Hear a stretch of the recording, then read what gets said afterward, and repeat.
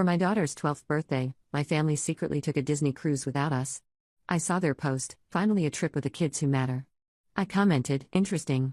Mom replied, you would have ruined the vibe. I smiled and wrote, your surprise is coming. That night, I made my move. 2 weeks later, my sister was crying, Dad was at my door begging, and Mom whispered, please. We need you. The photo appeared on my feed at 9:47 p.m. on a Tuesday. My daughter Mia sat beside me doing homework, her strawberry blonde hair falling across her algebra textbook. She had no idea that hundreds of miles away, on a luxury Disney cruise ship, her grandparents, aunt, uncle, and cousins were celebrating her 12th birthday without her. The image showed them all grinning at the camera, Mickey ears gleaming under the ship's lights. My sister Vanessa held her son Tyler close while her daughter Emma posed with a massive ice cream sundae. Mom and Dad stood behind them wearing matching cruise shirts. The caption made my stomach drop, finally a trip with the kids who matter. Best family vacation ever. My hand trembled as I scrolled through the carousel. 7 photos total.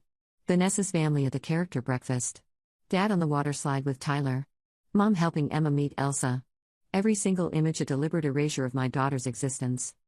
I took a screenshot before commenting. Just one word, interesting. The response came within minutes. Mom's reply appeared below mine, you would have ruined the vibe. Something cold settled in my chest. I typed carefully, my fingers steady now, your surprise is coming. Mia glanced up from her homework. Mom? You okay? Perfect, sweetheart, I said, closing my laptop. Hey, how about we order that pizza you've been wanting? Her face lit up in a way that made my resolve harden into steel. The history went back years, but I'd always made excuses. When Vanessa got the down payment for her house and I got a fruit basket for Christmas, I told myself they were helping her through a divorce. When they paid for Emma's private school but suggested Mia attend the public magnet program for the diversity, I convinced myself it was about proximity since Vanessa lived closer. When they took Vanessa's family to Disneyland last year and told me the dates just didn't work for us, I swallowed my hurt and moved on. But this was Mia's birthday.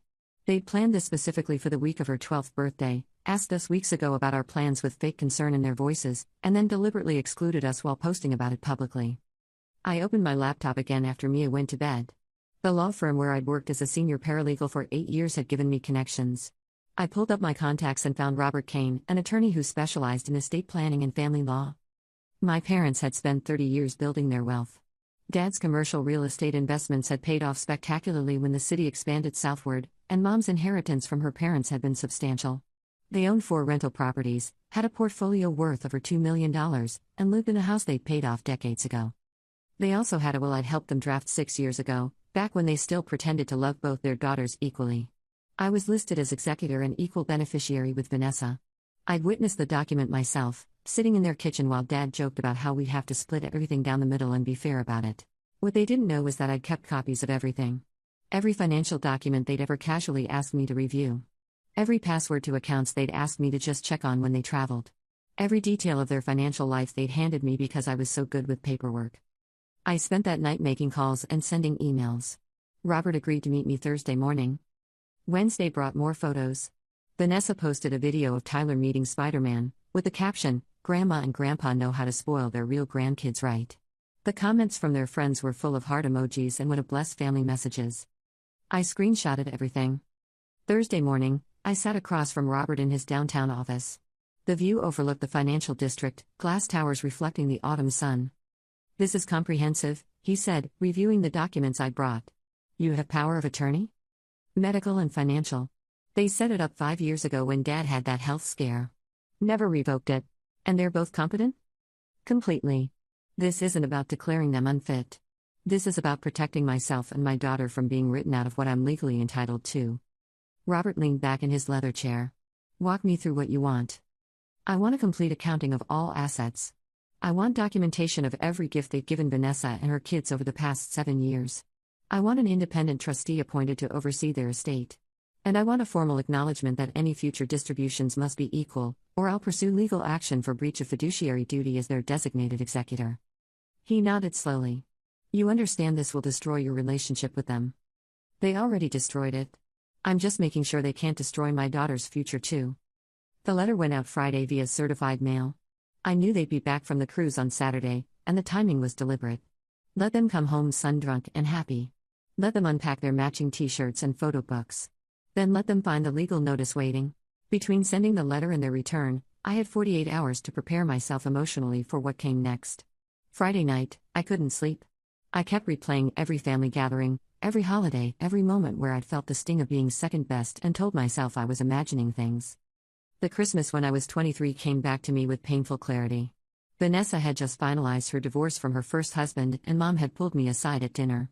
"We're giving Vanessa a little extra this year. She's going through such a hard time. You understand, don't you?"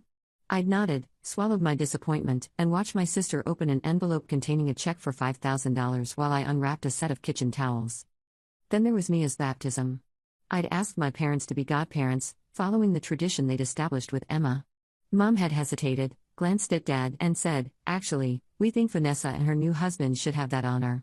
It would mean so much to her to feel included in Mia's life." I'd agree because I wanted to keep the peace, never mind that Vanessa had been Emma's godmother too, doubling her role while erasing theirs. Every memory carried the same weight of realization. They'd been choosing Vanessa over me for so long that I'd normalized it, made excuses for it, blamed myself for being too sensitive. Saturday morning, I took Mia to her soccer game. She played midfielder, aggressive and fearless in a way that made my heart swell. After the game, her coach pulled me aside. "Mia's really improved this season," Coach Anderson said. "Has she thought about the travel team? They've got tryouts next month." "How much does that cost?" I asked, already knowing the answer would be steep. "About $4,000 for the year, including tournaments and uniforms." I thought about Emma's private school tuition, about the baseball tournaments Tyler attended across 3 states. "I'll talk to her about it." In the car, Mia brought it up before I could. "Did Coach tell you about travel team?" "She did. Are you interested?" "Only if we can afford it. I know it's expensive." 12 years old and already trained to minimize her wants. I gripped the steering wheel tighter. "Let me worry about the money, okay? If you want to try out, you try out." Her smile was worth everything I was about to do to my family. That afternoon, I deep cleaned my house, scrubbing baseboards and organizing closets. My therapist had once told me that I cleaned when I was processing anger, creating order in my environment when everything else felt chaotic. By 5 p.m., my house gleamed and my resolve had crystallized into something unbreakable. Saturday evening, my phone started ringing. I let it go to voicemail. Then voicemail again. Then a third time.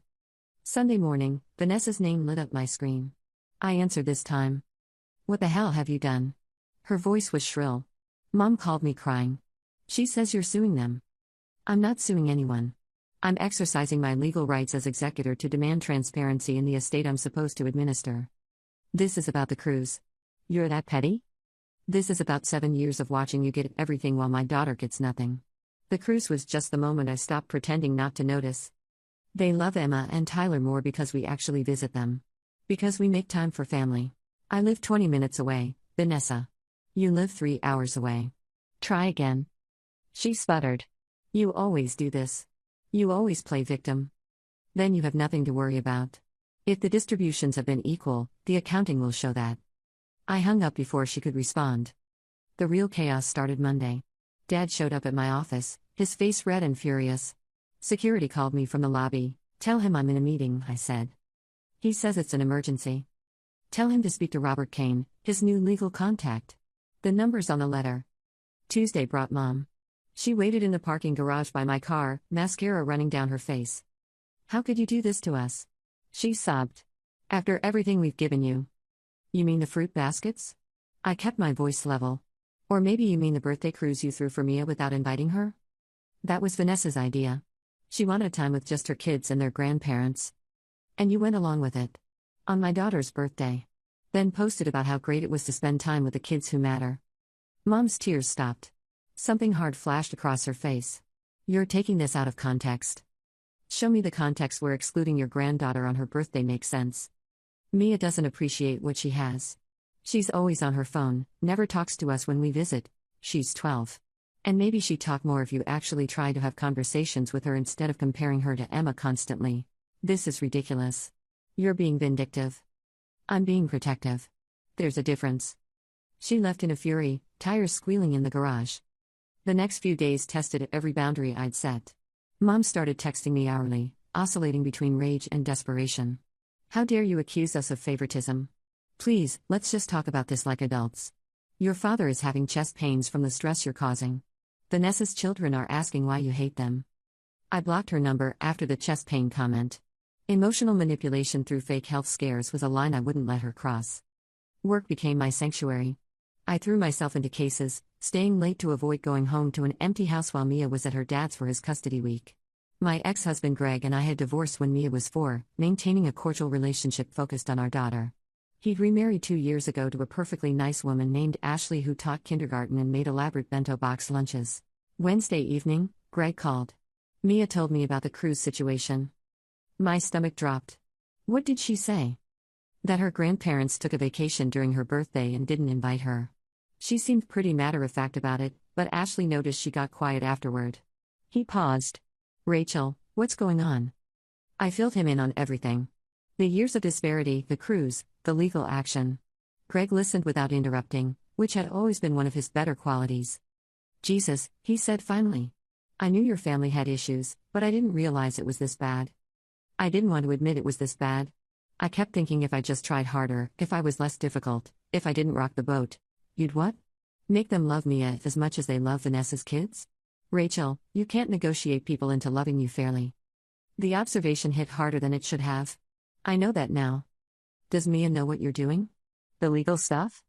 No. I don't want her carrying that. She just knows we're handling some family business. Good. Let me know if there's anything I can do. Ashley mentioned maybe having Mia more this month if you need time to deal with things.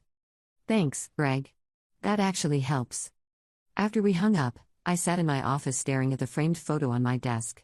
Mia, age 6, gap-toothed and grinning, holding up a fish she'd caught on a weekend trip. We'd been happy then, just the two of us figuring out our little family. Somewhere along the way, I convinced myself we needed my parents' approval and involvement to be complete. What a waste of energy that had been. Thursday brought the full accounting. Robert and I reviewed it in his conference room, spreadsheets covering every surface. What are they offering? They want to give you $50,000 now to drop everything. I laughed. Their estate is worth over $3 million. Try again. That's what I told her. She's drawing up a full asset disclosure now. They're panicking.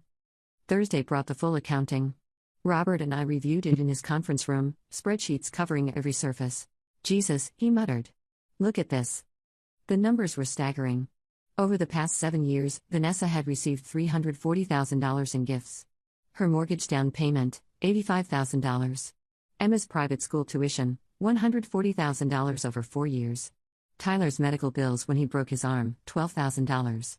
Tyler's baseball tournament travel expenses, $8,000. The Disneyland trip last year, $11,000. A loan for Vanessa's new car that was never repaid, $28,000. Christmas and birthday gifts averaging $4,000 per year for each of her kids. My total gifts over the same period, $24,000. Most of it in checks for $500 here, $1,000 there. No mortgage help. No tuition. No medical bills paid. No vacations funded. They've given her 14 times what they've given you, Robert said quietly. Can we challenge this? Legally? Not the past gifts. Those are done. But we can absolutely ensure future distributions are equal, and we can make a case that any inheritance should account for these advances. Do it. That evening, I met my best friend Lauren for dinner. We'd known each other since college, survived terrible boyfriends and worse jobs together, celebrated each other's weddings and commiserated through my divorce. She was the only person outside of Greg who knew the full extent of my family dysfunction. So you're really doing this, she said, sipping her wine. I already did it. Now I'm just waiting for the fallout to settle. How do you feel? I considered the question. Powerful. Terrified. Angry. Relieved. All of it at once. Your mom always scared me a little, Lauren admitted. She had this way of making you feel like you were never quite measuring up, you know?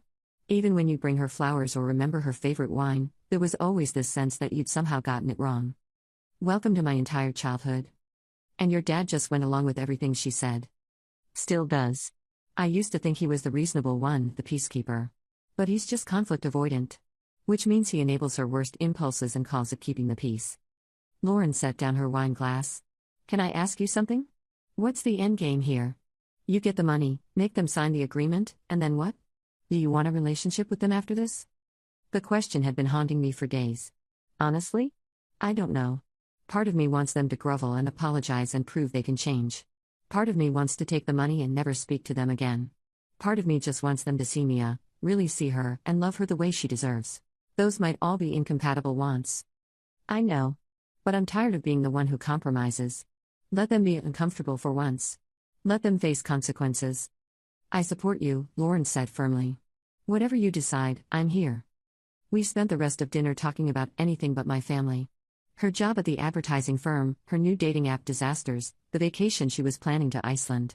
Normal life, normal problems. It felt like breathing after being underwater. Friday, Stephanie Walsh called Robert. I sat in his office on speaker. My clients want to reach an understanding, she said. They acknowledge there's been some disparity in gift giving. Some? Robert's voice was dry. They're prepared to make a one-time equalization payment of $150,000 and establish a trust for Mia's education.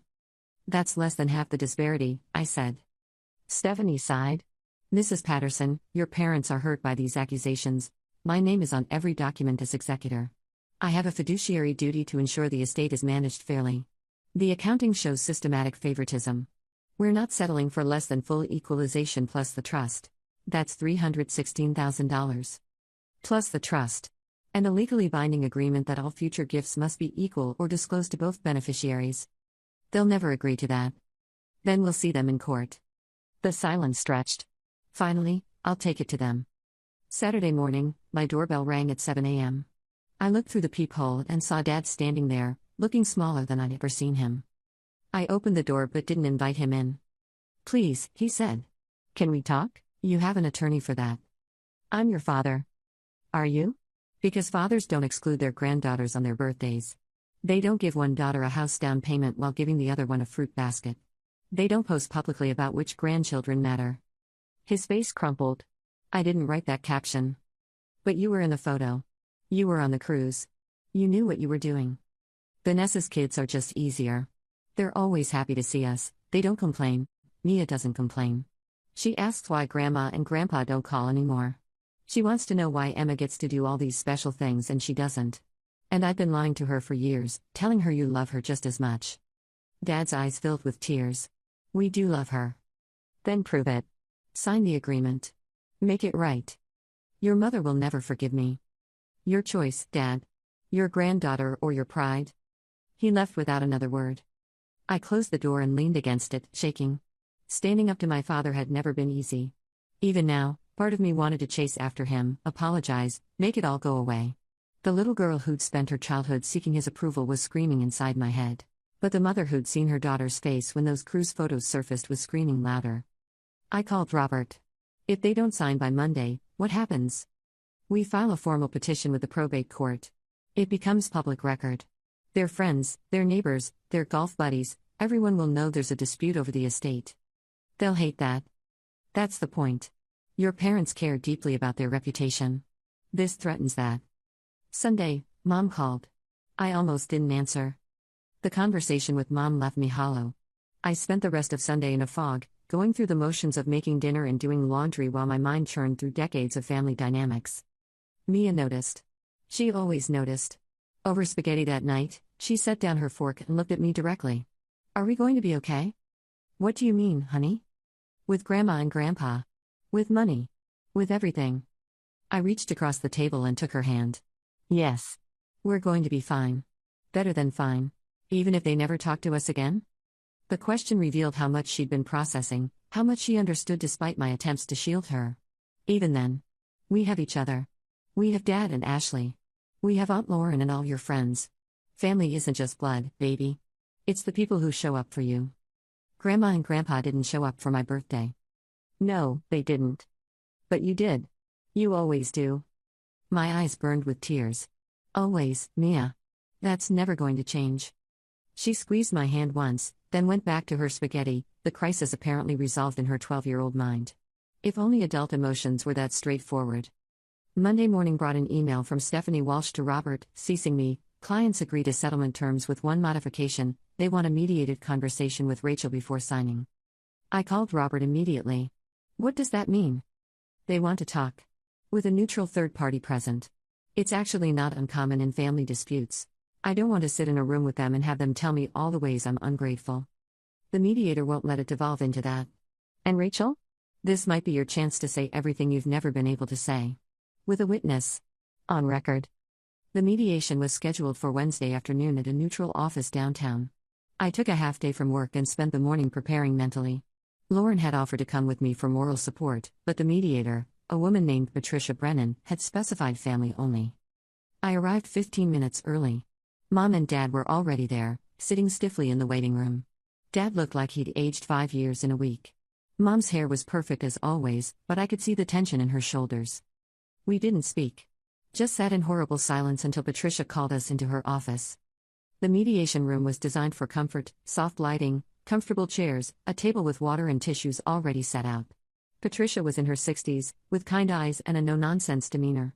"Let me explain how this works," she began. "Each person will have uninterrupted time to speak. No crosstalk, no arguing, no defending. Just listening. Then we'll work toward understanding and, hopefully, resolution.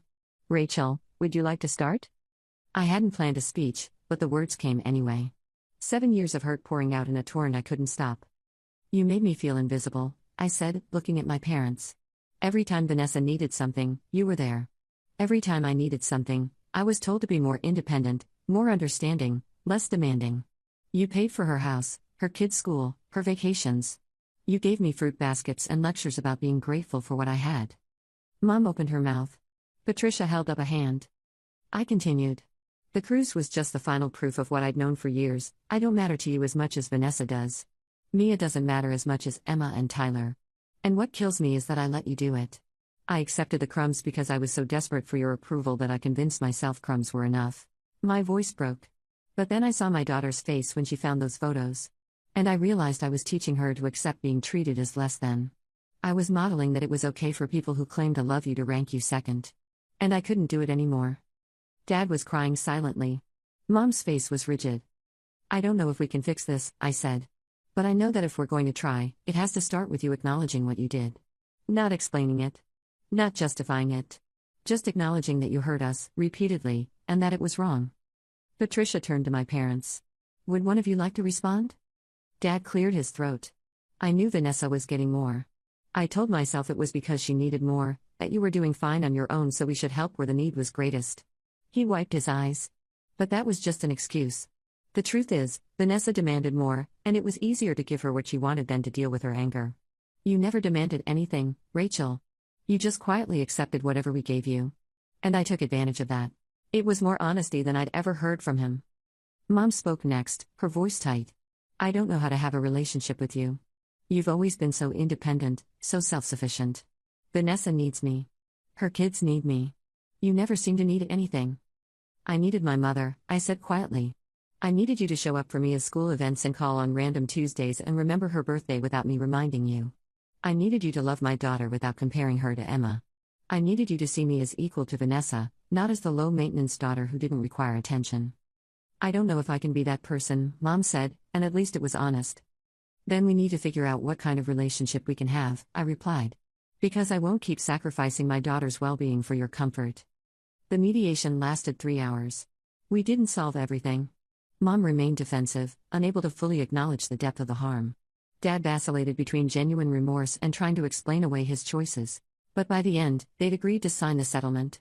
Patricia drafted an addendum to the agreement specifying that family gatherings would include both families equally, gifts would be documented and matched, and any future disparities would trigger an automatic review. "This feels like we're being monitored," Mom complained. "You are," I said.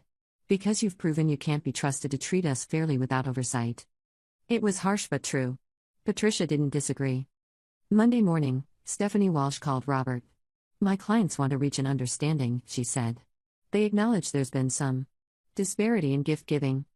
Please," she whispered. "We need you. You needed me to disappear. That's what this whole thing has been about." "That's not true. You told me I'd ruin the vibe, Mom. Those were your exact words." I was angry. "You embarrassed us with that comment. You embarrassed yourself with that caption. I just made sure everyone saw it clearly." She started crying. Real tears this time, not the manipulative ones from the parking garage. "Vanessa says she'll cut us off if we give you this money. She says we're choosing you over her. Funny how it was fine when you were choosing her over me for 7 years. What do you want from us?" "I want the equalization payment. I want the trust for Mia. I want the legal agreement. And I want you to understand that my daughter matters just as much as Vanessa's kids. And if we do this, will you forgive us? Equals. The question hung in the air. I thought about Mia, about how she'd looked at those cruise photos when she inevitably found them. About the years of small slights and big betrayals. About the fruit baskets and the broken promises. I don't know, I said honestly. But I know that without this, there's nothing left to save it anyway. Monday morning, Stephanie Walsh called Robert. They've agreed to your terms. The papers were drawn up by Wednesday. The payment cleared on Friday. $316,000 directly into an account I'd set up, plus a $200,000 trust for Mia's education that I would control as trustee. The legal agreement bound them to equal treatment going forward, with automatic penalties for violations. The money hit my account at 9:17 a.m. I stared at the number on my phone screen, feeling nothing at first. Then everything all at once. Vindication. Grief. Relief. Anger that it had come to this. Satisfaction that I'd won. I forwarded the confirmation to Robert with a simple message, received. Thank you. His reply came within minutes, you did good, Rachel. You protected your kid. That takes guts. At lunch, I called the soccer club and registered Mia for travel team tryouts. The woman on the phone asked about payment. I'd like to pay for the full year up front, I said. If she makes the team. That's unusual, but certainly. Can I ask what prompted the decision? My daughter matters, I said simply. And I want her to know that. That afternoon, I opened a separate investment account and deposited $200,000. This was my security. My daughter's future. The tangible proof that I'd stopped accepting less than I deserved. The remaining $116,000 went into a high-yield savings account. Emergency fund, house repairs, eventual college expenses not covered by the trust. Practical matters for a practical woman who'd learned to protect herself. But first, I was taking my daughter to Disneyland. I took Mia to Disneyland the following week. Just the two of us. We stayed in a nice hotel, ate character breakfasts, and rode every ride twice. I posted one photo, Mia and me with Mickey, both of us grinning genuinely. The caption, making our own magic with the kid who matters most. Vanessa unfriended me immediately. Mom left a comment, beautiful girls. Dad didn't comment, but he sent a text, she looks happy. She is, I replied. 3 months later, Thanksgiving loomed. Mom called to invite us to dinner. The weeks leading up to Thanksgiving were tense. Vanessa had apparently spent the entire time since the settlement badmouthing me to anyone who would listen. I heard through a mutual cousin that she was telling people I'd extorted money from our elderly parents, that I was vindictive and greedy, that I'd always been jealous of her life. I didn't respond to any of it. The truth was in the accounting spreadsheets, and anyone who cared enough to ask could see them. 2 weeks before Thanksgiving, Emma called me. 13 years old and already more mature than her mother in some ways. Aunt Rachel? Her voice was tentative. Can I ask you something? Of course, honey. Did you really sue Grandma and Grandpa? I chose my words carefully. I didn't sue them. I asked for an accounting of money they'd given to different family members, and I asked that future gifts be equal. That's all. Mom says you took money that was supposed to be hers. My jaw clenched. Emma, your mom has received over $340,000 from your grandparents over the past 7 years. I received $24,000. I asked for the difference to be equalized. That's not taking her money. That's asking for fair treatment. Silence on the line. Then, quietly, that seems fair. Does your mom know you're calling me? No. She'd be mad. But I wanted to understand. And me as my cousin. I miss hanging out with her. Something in my chest loosened slightly. You can always call me, Emma. And you're welcome to hang out with me at any time.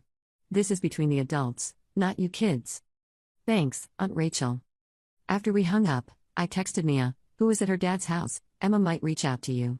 Just wanted you to know it's okay if you want to talk to her. Her response came quickly, cool. I miss her too. This whole thing sucks. Yeah, kid. It really does. The day before Thanksgiving, I was food shopping when I ran into Dad at the grocery store. We saw each other from opposite ends of the produce aisle. For a moment, I thought he might turn around and leave. Instead, he walked toward me, pushing his cart slowly. Rachel. Dad. Your mother's making a turkey and a ham tomorrow. She's nervous about seeing you. She should be. I'm nervous too. He picked up an apple, examined it, put it back down. I've been thinking about what you said. About fighting for you. I should have done that years ago. Yes, you should have. I'm trying now. It might be too late, but I'm trying. I looked at this man who'd given me life, taught me to ride a bike, walked me down the aisle at my wedding, and then spent years choosing his other daughter over me in 1,000 small ways. Trying is a start, I said. But Dad? If tomorrow goes badly, if Mom makes one passive-aggressive comment about Mia, if Vanessa starts anything, I'm done. I won't keep coming back hoping things will change. Understood. I'll make sure everyone knows the ground rules. We parted ways in the store, my cart full of ingredients for the side dishes I promised to bring, his full of ingredients for a family dinner that might explode spectacularly.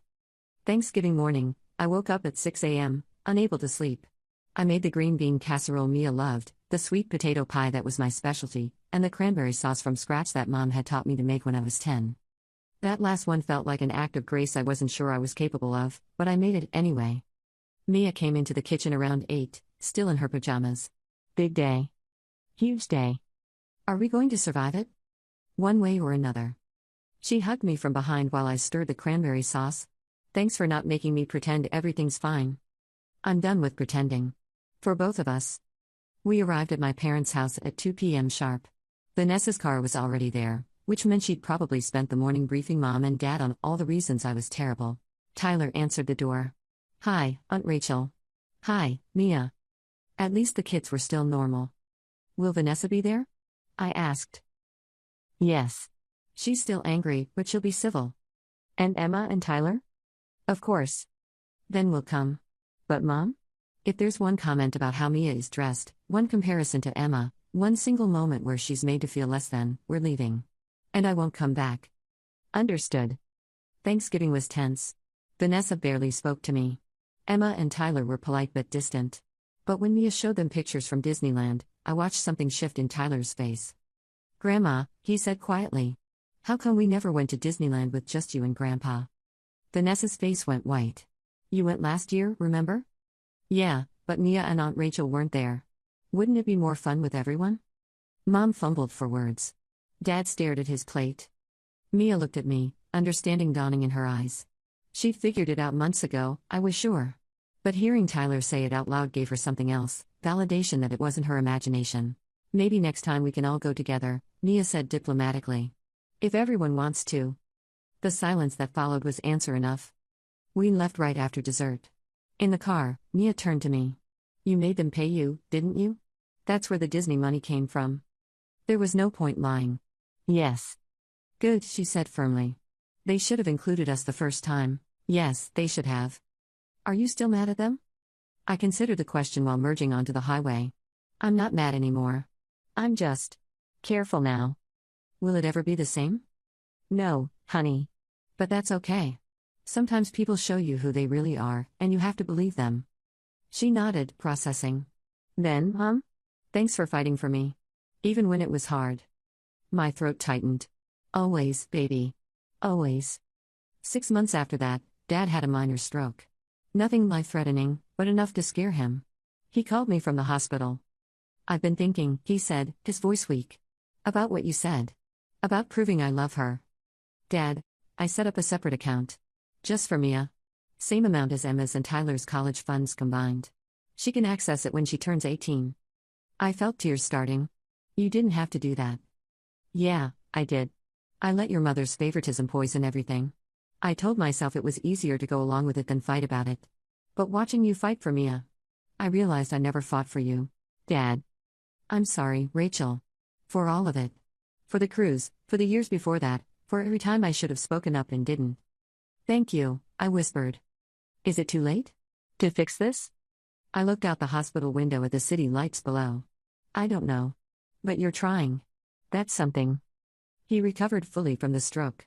Things didn't magically get better with my parents, but they got different. More honest. They started making an effort with Mia, real effort. Phone calls on Sundays. Invitations that included both of us. Small things, but consistent. Vanessa remained distant. She never apologized for the cruise or the caption. But I noticed she stopped posting as many photos of her kids with our parents.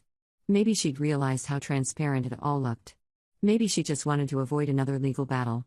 I didn't particularly care which. A year after the Disney cruise debacle, Mia's 13th birthday arrived. We planned a small party with her friends, nothing elaborate. The doorbell rang during the setup. I opened it to find Mom and Dad standing there with a large wrap present. We wanted to make sure we didn't miss it this time, Dad said.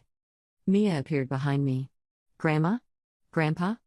Happy birthday, sweetheart, Mom said, and something in her voice sounded genuine. We're sorry about last year.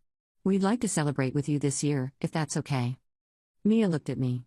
I nodded slightly, letting her decide. Okay, she said. Come in. The party went well. Mom and Dad stayed in the background, helping where needed but not making it about them. When it came time for cake, Dad started singing happy birthday and everyone joined in. Later, after everyone left and Mia was opening presents in her room, Mom found me in the kitchen. Thank you for letting us come, she said. I didn't let you. Mia did. It was her choice. Mom nodded. She's a good kid. You've raised her well. Despite not having your help, you mean. The words came out sharper than I'd intended. Mom flinched. I deserve that, she said quietly. I know I can't undo what I did. What we did. But I want you to know. I see it now. How wrong it was. How much we hurt you both. What changed? Honestly? Vanessa's been insufferable since you got that settlement. She's angry all the time, accusing us of betraying her, demanding we take her side. And I realized. This is what we created. We taught her that love was transactional, that favoritism was normal. We ruined both our daughters, just in different ways. At least Vanessa got a house out of it. Mom smiled sadly. You got your self-respect. I think you got the better deal. I wanted to stay angry. Part of me wanted to tell her it was too little, too late. But I thought about Mia upstairs, happy with her presence and her memories of a birthday that included everyone she loved. The trust fund Dad set up for Mia, I said. That meant something. Not because of the money, but because he did it without being forced. He talks about her all the time now. Shows her pictures to his golf buddies. He's proud of her. He should tell her that himself. He will. He's learning how to be a grandfather to her. It should have come naturally, but we poisoned it for so long that now he has to learn from scratch. Mia came downstairs carrying a photo album Mom and Dad had given her. Look, Mom. It's pictures of you when you were my age. She sat between us on the couch, flipping through pages. Mom pointed out different photos, telling stories I'd half forgotten. Mia laughed at my awkward middle school phase, asked questions about the places we'd lived, wanted to know everything. And watching them together, I felt something loosen in my chest. Not forgiveness, exactly. Not yet. But maybe the possibility of it, somewhere down the road. My phone buzzed with a text from Robert Kane, annual estate review next month. Want me to request updated documentation? I typed back, yes. Always yes. Because that was the thing about trust, about family, about second chances. They could try. They could apologize. They could even change. But I would never again assume that love meant fairness, or that family meant protection. I would verify. I would document. I would protect my daughter with every legal tool at my disposal. And if that made me cynical, well, they'd earned my cynicism. They'd bought it with fruit baskets and Disney cruises and captions about kids who mattered. But sitting on the couch with Mia giggling at old photos and Mom smiling genuinely for the first time in years, I thought maybe there was room for both. Room for caution and hope. For protection and connection. Just never, ever again for blind trust. Mom, Mia said, pointing at a photo of teenage me. You looked so happy here. I studied the picture. 16 years old, before the fractures in my family became visible. Before I understood that love could be conditional and gifts could come with invisible price tags. I said. But I'm happier now. And I meant it. Because the girl in that photo had accepted crumbs and called it love. But the woman I'd become had demanded better, fought for better, and won better. Not just for myself. For my daughter, who would grow up knowing her mother wouldn't let anyone make her feel small. Who would understand that kindness shouldn't cost you your dignity. Who would learn that sometimes the people who love you will hurt you, and you can acknowledge that pain while still protecting yourself. The accounting spreadsheet sat in a locked file in my home office. I reviewed them quarterly, watching for discrepancies. I probably always would. Some people might call that sad. I called it smart.